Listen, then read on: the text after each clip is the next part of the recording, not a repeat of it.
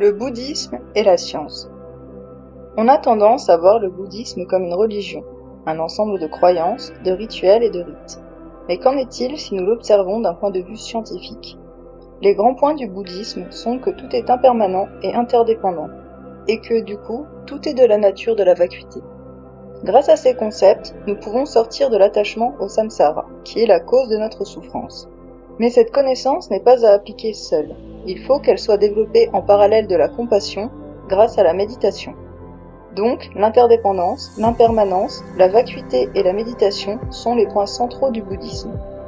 La vacuité de notre esprit est un autre point clé du bouddhisme, qui nous mène à l'éveil.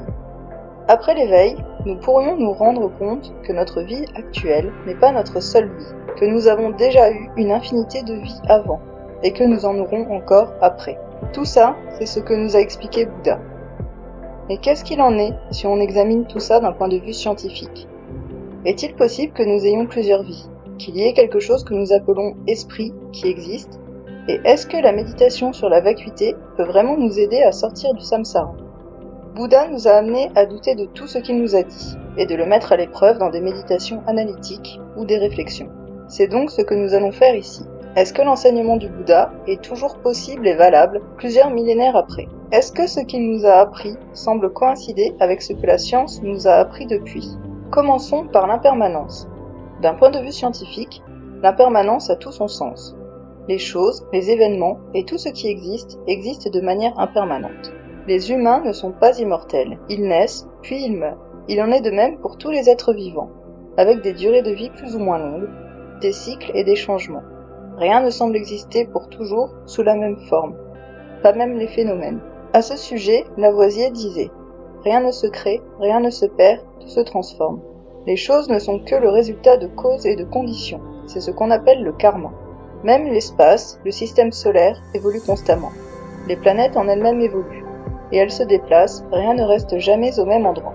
L'impermanence est donc bien décrite dans la science. Même un objet que nous ne verrions pas changer d'un jour sur l'autre, d'une année sur l'autre, évolue. Car si on le regarde 100 ans plus tard, il s'est dégradé. C'est bien qu'il est en constante évolution, même si nous ne pouvons pas voir les changements à l'œil nu, car ils sont très lents et donc imperceptibles pour nous. Qu'en est-il de l'interdépendance ? Il est admis en science que tout arrive pour une cause. Si vous développez une maladie, ça peut être à cause de vos gènes, du stress, de l'environnement. Souvent, ce n'est pas une seule cause qui déclenche une maladie, c'est une accumulation de plusieurs. En psychologie, par exemple, la schizophrénie serait génétique, mais elle ne serait déclenchée que dans certains cas chez les individus qui y sont prédisposés. Par exemple, en cas de consommation de stupéfiants, qui déclencherait la schizophrénie qui était déjà présente avant. D'une manière plus générale, la physique et la biologie étudient l'interdépendance des phénomènes, puisqu'elles nous expliquent les causes et les conditions des phénomènes. Rappelons que dans le bouddhisme, on parle du karma, qui sont les causes et les conditions de la survenue de certaines expériences, pensées ou paroles. Si nous parlons maintenant de la vacuité d'un point de vue scientifique, étant donné que l'impermanence et l'interdépendance de toute chose est admise en science, il en est forcément de même pour la vacuité, puisque la vacuité est le fait même que tout soit impermanent et interdépendant. Rien n'existe par lui-même, et rien n'est complètement autonome. Nous sommes donc tous un ensemble d'atomes et de particules qui, assemblés ensemble, donnent l'illusion d'un tout. Le bouddhisme dit que nous pouvons sortir de la souffrance en sortant du samsara, en travaillant sur notre attachement. Qu'en est-il d'un point de vue scientifique ? Toujours en psychologie, les troubles de l'attachement sont très courants, et ils font souffrir beaucoup de personnes. Nous pouvons par exemple parler de la théorie de l'attachement, de Bowlby, qui nous apprend de quelle manière un être humain s'attache à ses parents, et de quelle manière il peut le faire de façon saine ou de façon qui le fera souffrir. Il y a aussi d'autres concepts, comme la peur de l'abandon, qui vient d'un attachement excessif aux personnes auxquelles nous tenons. Jusqu'à il n'y a pas si longtemps, tous les troubles psychologiques étaient décrits comme ayant pour cause la mère, pour une raison simple. L'attachement à nos parents détermine notre fonctionnement psychologique. Le type d'attachement et la construction psychologique sont interdépendants. Mais on s'est ensuite aperçu qu'il y avait une grosse composante neurologique. Car plein de troubles ont pour origine non pas l'attachement, mais un trouble cognitif, soit un manque ou un excès de l'un ou de l'autre neurotransmetteur, soit un trouble hormonal, soit des altérations du système nerveux. Tous les troubles et les pathologies ne viennent pas que de notre mode d'attachement à nos parents. Mais quand on parle de l'attachement dans le bouddhisme, on parle de l'attachement au samsara.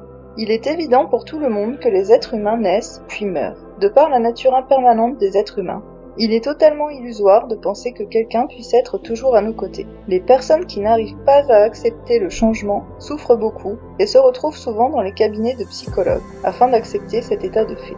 La mort de quelqu'un nous amène à en faire le deuil et donc à travailler sur l'attachement. Lors des grands changements dans nos vies, c'est là que nous sommes les plus vulnérables à la dépression, si nous ne comprenons pas et ne méditons pas sur l'impermanence. Bouddha avait donc aussi raison sur le fait que l'attachement à des choses ou des personnes impermanentes crée de la souffrance, de laquelle nous pouvons sortir si nous travaillons sur l'impermanence. Selon Bouddha, cette connaissance de la vacuité n'est pas suffisante. Il nous faut méditer pour pouvoir sortir de la souffrance. Que dit la science sur la méditation ? Depuis quelques années, beaucoup de scientifiques et de chercheurs se sont intéressés à la méditation, afin d'en voir et d'en comprendre ses effets. Jusqu'à il n'y a pas si longtemps, on pensait que seuls les enfants pouvaient changer la manière de fonctionner de leur cerveau. Puis, nous avons découvert un concept appelé la plasticité cérébrale. En fait, quand nous apprenons quelque chose, à force de le répéter, un réseau de neurones se crée, faisant que plus une chose est répétée, plus on y a accès facilement. Au contraire, les informations ou compétences qui ne sont pas utilisées souvent ont tendance à se perdre, voire à s'effacer. Il faut considérer les réseaux de neurones comme une route de campagne.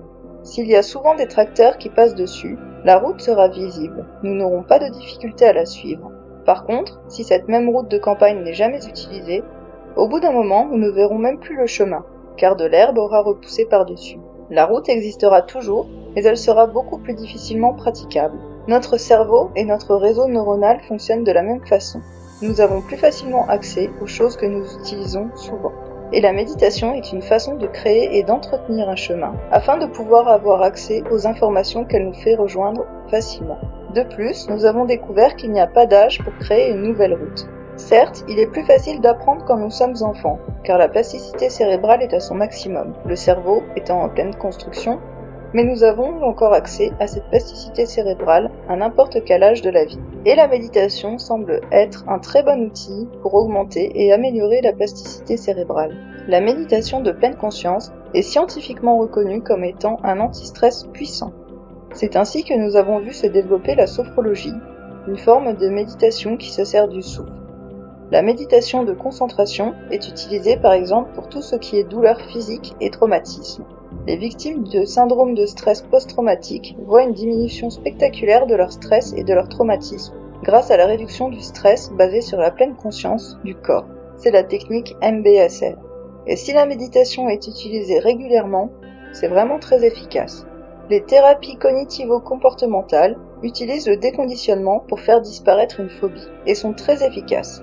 On se sert de la répétition pour habituer un sujet à être en contact progressivement avec l'objet de sa peur. Au bout d'un moment, la personne se rend compte qu'il n'y a pas de danger et donc arrête d'avoir peur. Il y a beaucoup de méthodes thérapeutiques qui sont basées sur la méditation, car ça fonctionne très bien. Nous pouvons aussi mentionner l'hypnose, qui est utilisée lors de certaines opérations chirurgicales afin que la personne ne soit pas anesthésiée mais ne ressente pas la douleur. Les capacités de notre cerveau sont très impressionnantes et la méditation est là pour les révéler. La compassion est également quelque chose qui est de plus en plus développé. On peut le voir dans la zoothérapie, qui est une mise en relation entre une personne avec un trouble et un animal. La personne va entrer en relation avec l'animal, et dans beaucoup de cas, cela va atténuer les troubles, car la personne ne sera plus focalisée sur ses troubles, mais sur l'animal. L'éducation bienveillante en est un autre exemple. En comprenant plus précisément le fonctionnement mental et psychologique des enfants, beaucoup de spécialistes nous disent maintenant qu'il ne faut pas laisser pleurer un bébé, et qu'un enfant se développe beaucoup plus librement avec une éducation bienveillante. Les parents sont donc plus attentifs aux besoins de l'enfant, et on note de bien meilleurs apprentissages dans ces conditions. La méthode Montessori est l'exemple même de ce type d'éducation, et les résultats quant aux capacités des enfants qui ont grandi dans cette bienveillance sont parfois spectaculaires. Dans certains pays, la prison n'est pas systématique lorsque vous commettez un délit. Et à la place d'être incarcéré, vous devez vous occuper d'autres personnes. On vous donne des responsabilités et on vous fait confiance. Cette méthode montre un taux de récidive extraordinairement bas, car en donnant de la confiance et des responsabilités à des personnes qui ont commis des erreurs, on leur apprend l'impermanence, l'interdépendance, la compassion et le pardon. À la place d'être focalisés sur leur ego et de se prendre pour des délinquants qui ne peuvent pas changer, car ils n'auraient que ça à faire dans leurs cellules, ils se focalisent sur quelqu'un d'autre qu'eux-mêmes.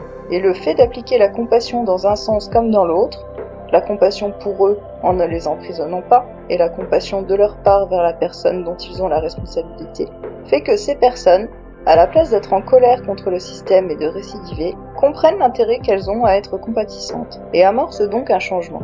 Les études qui comparent les taux de récidive sont sans aucun doute une preuve que la compassion et la bienveillance peuvent faire changer positivement beaucoup de choses si nous les mettons en application. Et au sujet de la vacuité de notre esprit, qu'en dit la science ? Rappelons que la vacuité de quelque chose est son impermanence et son interdépendance, qui fait que la chose en question n'existe pas de manière intemporelle ni autonome.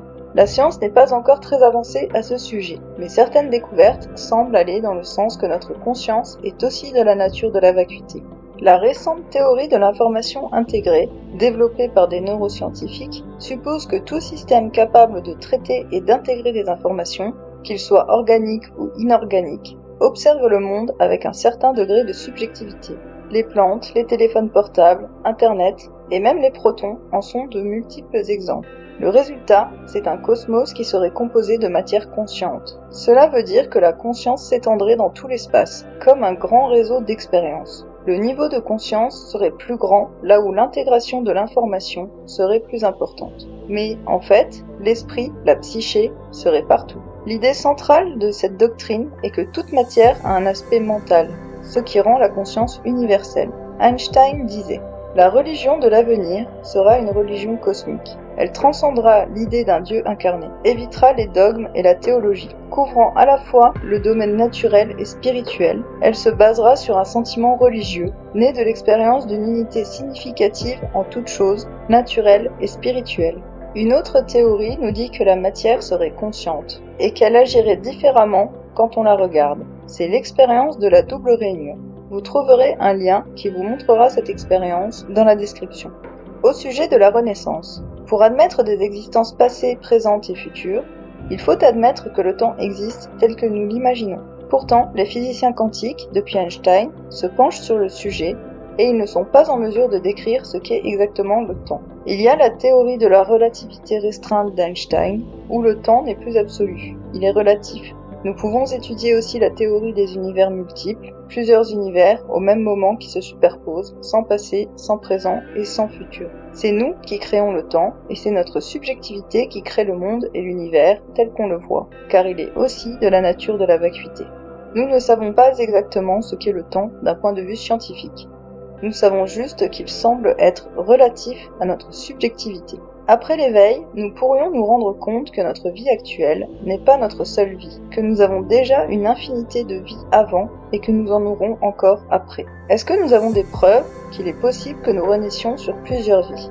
Si nous reprenons la citation de Lavoisier, « Rien ne se crée, rien ne se perd, tout se transforme », ça semble aller dans le sens de la vie qui ne naîtrait pas à partir de rien et qui ne disparaîtrait pas et qui évoluerait simplement. Si le monde immatériel et matériel est conscience, alors les enseignements bouddhistes disant que la conscience s'incarnerait dans l'embryon dès la conception du fœtus semblent vrais, même s'il nous est impossible de le prouver scientifiquement pour l'instant. Du coup, après notre mort, notre conscience resterait et reviendrait continuer les expériences qu'elle n'a pas eu l'occasion de faire, ou alors continuer un travail qu'elle n'a pas eu le temps de terminer. Il n'y a pas assez d'études à ce sujet pour que nous ayons la certitude scientifique que la Renaissance existe, mais je vous laisse vous faire votre propre avis à ce sujet, en regardant les témoignages qui existent. Nous pouvons par contre parler de deux expériences en particulier qui ont été réalisées ces dernières années. Une première expérience qui dit que la conscience ne serait pas cantonnée au corps physique, et une autre expérience qui suggérerait l'existence de la télépathie, mais les recherches débutent seulement à ce sujet. Pour résumer, le bouddhisme est en accord avec la science, en tout cas sur ce qu'elle a pu, pour l'instant, démontrer. Il y a encore des points sur lesquels nous ne pouvons pas avoir de certitude, mais en tout cas, rien ne semble aller à l'inverse des enseignements de Bouddha. C'est plutôt le contraire, car Bouddha nous disait que nous souffrions, car nous nous prenions pour une entité autonome et permanente, et la science nous démontre que nous ne sommes ni autonomes ni permanents. Enfin, Bouddha a insisté sur notre vraie nature spirituelle, en nous disant que le fait même de nous prendre pour notre ego était la cause de notre souffrance. Si nous reprenons la récente théorie selon laquelle tout ce qui existe est conscience, ou même l'expérience de la double rainure, ce que nous a enseigné Bouddha est tout à fait possible. Mais il nous faut maintenant essayer d'atteindre ce degré de connaissance non pas par la science, mais par la méditation. Car même si quelqu'un venait à vous prouver scientifiquement que la matière est conscience, vous ne pourriez le croire qu'une fois sorti de votre subjectivité, c'est-à-dire de votre ego. À ce sujet, je vous conseille la lecture du livre L'infini dans la paume de la main de Matthieu Ricard. Je vous ai mis aussi quelques liens de vidéos qui me semblent intéressantes en description.